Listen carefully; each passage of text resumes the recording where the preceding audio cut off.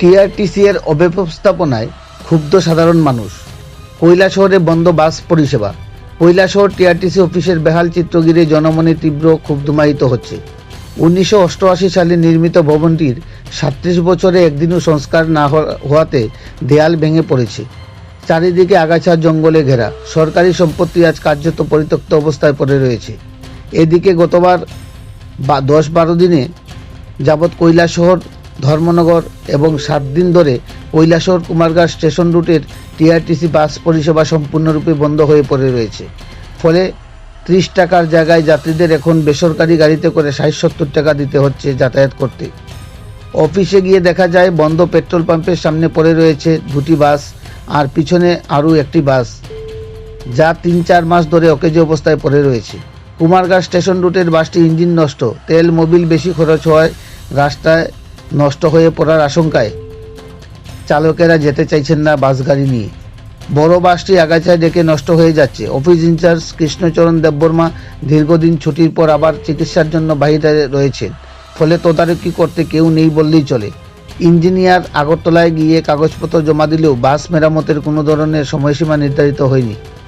জানা গেছে প্রয়োজন আছে তবুও পরিষেবা নেই। প্রশাসনের নীরবতায় প্রশ্ন উঠেছে, ত্রিপুরা টিআরটিসি কি ইচ্ছাকৃতভাবেই মৃতপ্রায় হয়ে পড়ে রয়েছে? সাধারণ মানুষ চাইছেন অবিলম্বে বাস পরিষেবা পুনরায় চালু হোক। কৈলাসহর থেকে নিজস্ব প্রতিনিধি রিপোর্ট, শ্যামলী ত্রিপুরা। এখানে কি দায়িত্বে আছেন? আমি তো এখানে ওই সুপারভাইজার কাম বাস কন্ডাক্টর। আর এমনি মূল দায়িত্বে কে আছেন এখানে? এখন মূল দায়িত্বে কৃষ্ণ দেববর্মা আছে, উনি কৃষ্ণচরণ দেববর্মা। উনি কোথায় আছেন এখন? আজকেই গেল আগরতলা। মানে ছুটি। এমনিতে কৈলাসহর থেকে যে রেল স্টেশনে বাস যায় কুমারঘাট বা ধর্মনগর, কবে থেকে বন্ধ আছে? আজকে ছদিন ধরে বন্ধ আছে। কুমারঘাটেরটা আপনার 14 তারিখের পরে আর চলছে না কুমারঘাটেরটা। কুমারঘাটের। আর ধর্মনগরেরটা কবে থেকে? ধর্মনগরটা তো এটার আগে, এটার আগে থেকে বন্ধ। 10 দিন এরকমই হবো। এই বিষয়ে আপনারা মানে কর্তৃপক্ষরে জানাইছেন? হ্যাঁ হ্যাঁ হ্যাঁ হ্যাঁ। তো তারা কি কইছে? ওটা তো আমরা মেকানিক একজন আগরতলা গেছে, এই ব্যাপারে কথা কইতে গেছে। কথা কবে পর্যন্ত আইব? তো গেল গতকালকে গেল, এখন অব্দি আইছে না।